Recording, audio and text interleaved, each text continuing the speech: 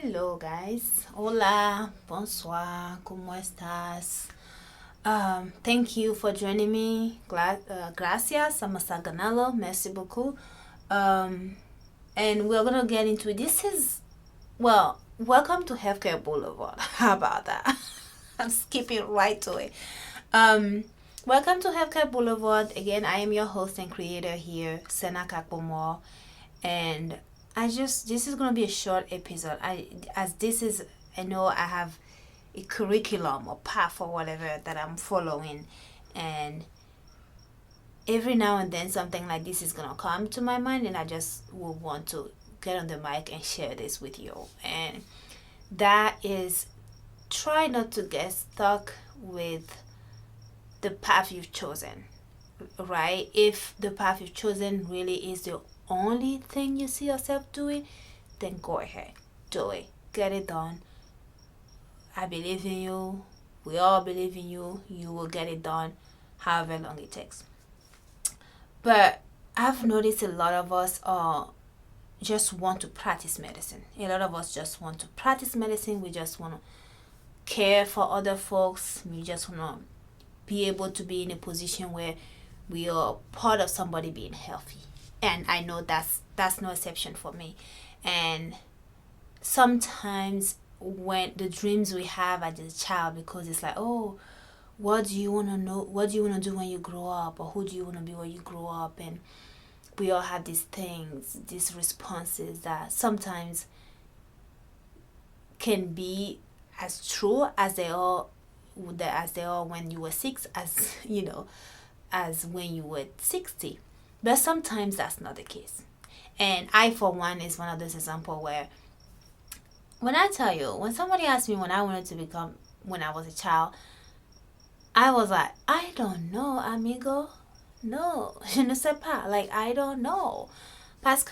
Because I really just knew what I didn't want to do. Which, looking back, I'm like, I don't know, I couldn't choose. Homegirl went from I want to become a singer to I want to become a doctor. Honestly, those are my two options. I think the singer thing is just a hobby. To this day, I like singing just for the fun of it. But then as life goes on and I moved to the States, if you don't know yet, I'm from West Africa. I'm from Benin Republic, and I moved here in my teenage years, and so that it moved like that as a teenager, and different environment, different household, different a lot of things. It sort of shifts your gear a little bit. You're having to learn a new language at that age while still studying and all that shenanigans. But I won't get into that. The point I'm trying to get at is, don't try to, if you can, if it's, reevaluate what it is you want to do and why you want to do it. So I wanted to become a doctor. Then the plan was to go to nursing school, then use nursing BSN, which is a bachelor's degree, to get into medical school, which some have done. Some have intended to do it and didn't continue because they found something else along the line. Some have just stayed as an RN, or some went from RN to NP, or even RN to some other master's level or doctorate level healthcare professional, or no healthcare professional at all. And the reason I'm saying that is, I was talking to one of my friends from Montgomery Community College. So I went from high school to community college. And while I was in community college, I was applying to nursing school there. 2 rounds of nursing school applications while I was qualified, and didn't get in. At that time, I had all my prerequisites set.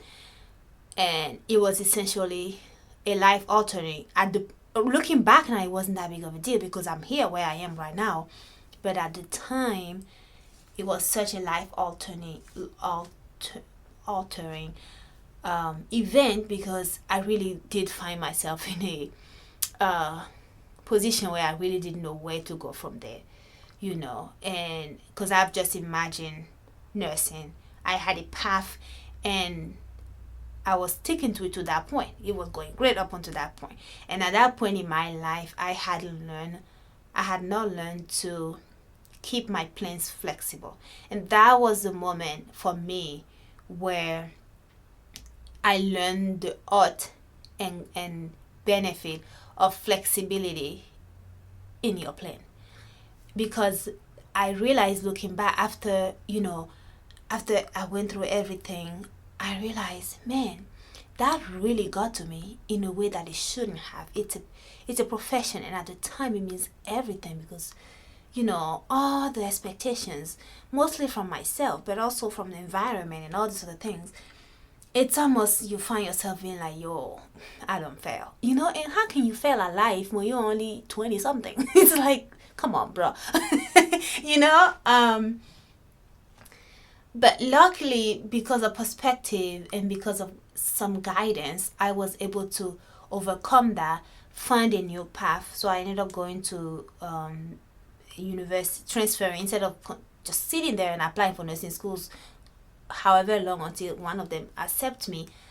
I took my prerequisites, went to University of Maryland, actually. So if you're a TERP, shout out to you, and got my bachelor's in public health. I tell you, up until my rejection from nursing school, when when I was like, oh my gosh, life is not worth living. Up until that point, I've never heard of public health as a profession. I've never even heard of the words public health.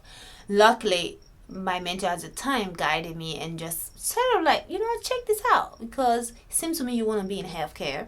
It seems to me you just want to be in health, and this path seemed to not working out. If you want to keep doing this, definitely that's fine.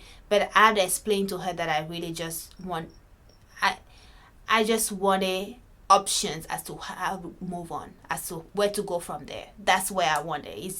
I wasn't stuck to the path anymore.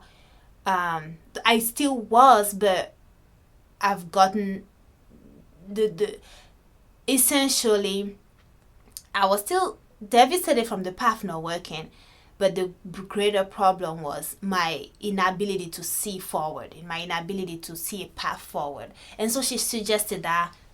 I looked it up, and it fulfilled the prerequisites are much similar to the ones for nursing. Because another thing at the time is I didn't want to start all over. So I went ahead and did my bachelor's degree. I was only one semester late, so I graduated only a semester late than as projected. And while I was, in the same time, I heard about public health. I heard about physician assistant. Excuse me. And so I started looking up, doing research, talking to people, figuring out what this profession is and how to become it. I learned it's a master's degree for which I need a bachelor's degree, which, okay, to me that sounds perfect, because, well, I'm already have a path to get a bachelor's degree. And so I figured, well, that will be great. And I can just get my bachelor's degree, then use that to get into PA school and so forth. And essentially, that's the path I followed. But when I tell you, I enjoyed public health. I legit considered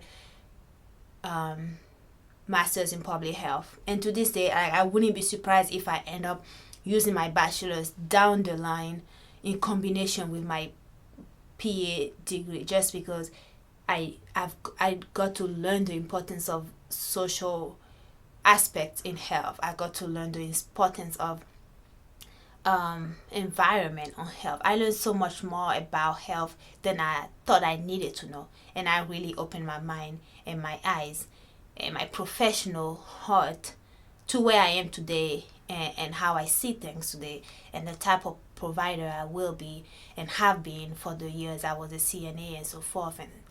And so the point here, and I'm going to reiterate again, is if practicing medicine, if being in healthcare, if just being in health, because healthcare is like muscle clinic, right? Doctors, PAs, nurses, OT, PT, pharmacists. But if health in general is what you're passionate about, or what you see yourself doing or want to do, there's so many options. And don't feel like the path you trace for yourself when you were a teenager or even a young adult isn't necessarily the path you had to go down. You may choose to not go down that path, not because it wasn't working out like it was in my case. In my case, my failure ended up being my a positive thing, right? But it doesn't have to be a failure or a traumatic event that gets you to see different options. And so I want to end with this. I recently, till today, reached out to one of my friends from MC. I think I started that story in view of somewhere else. So I reconnected with my friend, and he's a pharmacist now. He's been a pharmacist for I think 4 years or something.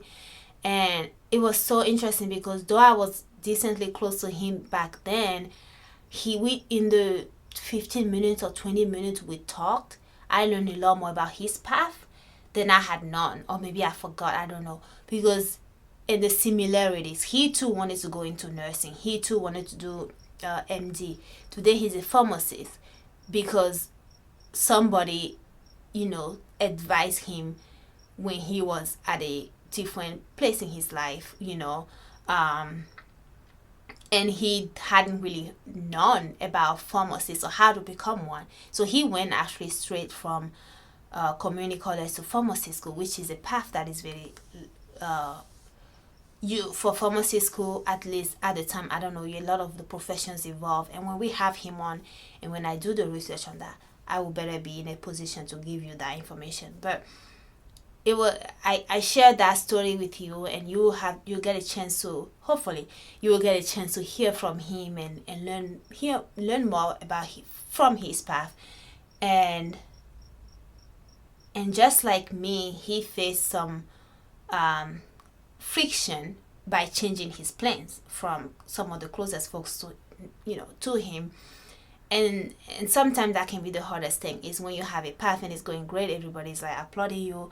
And then once that path, for some reason you have a friction or what have you, and you change that path for whatever reason, it can be hard to get people on board.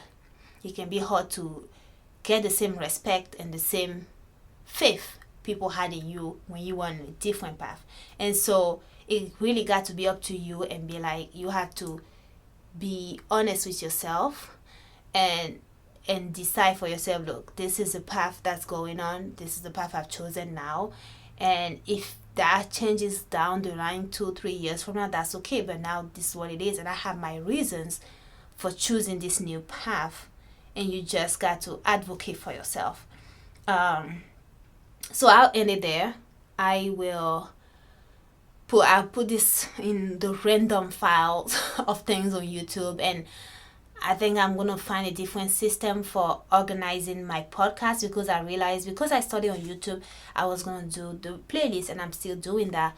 But with the podcast, I don't necessarily have that option of doing playlists for the audios I upload. So I think I'll have a different naming system so that it's easier to know what the audio is. So to choose, what you're interested in and what you want to listen to. But this is part of the random, advice from a young old lady who's been through one or two things before. Just one or two, not too many. And what I've learned from that journey. And it's not just me. I really enjoyed seeing the similarities and parallels in the folks that surround me, and how the stories are similar or differ, and just getting to learn the lessons from that all over again. And I wanted to share that lesson with you. So that is it. Again, the lesson here is, or the advice here is, if the path you've chosen seems to have too much friction, it's okay to reevaluate your reason for being on the path and redirect your path if it's appropriate. But just be ready that you may face some friction from your surrounding, and you have to be okay with that. You have to be okay to just steer on, and then once they see the result, you'll be another example for folks who might end up being in that situation. I'll end it here and say thank you for joining me. I know this is not particularly about any profession, but again, this is Healthcare Boulevard, and I think this is a very useful advice for anybody in healthcare or in career in general. Yeah, I'll end it there and say thank you for joining me. This has been a pleasure once again. I will see y'all next week, or next time, I should say, and we'll do it like that. All right. If you're listening to this, please share, subscribe, comment, follow, and feel free again to reach out for any reason. And this is again your host, Capomore. I'll see you next time. Au revoir. Adios. Peace out.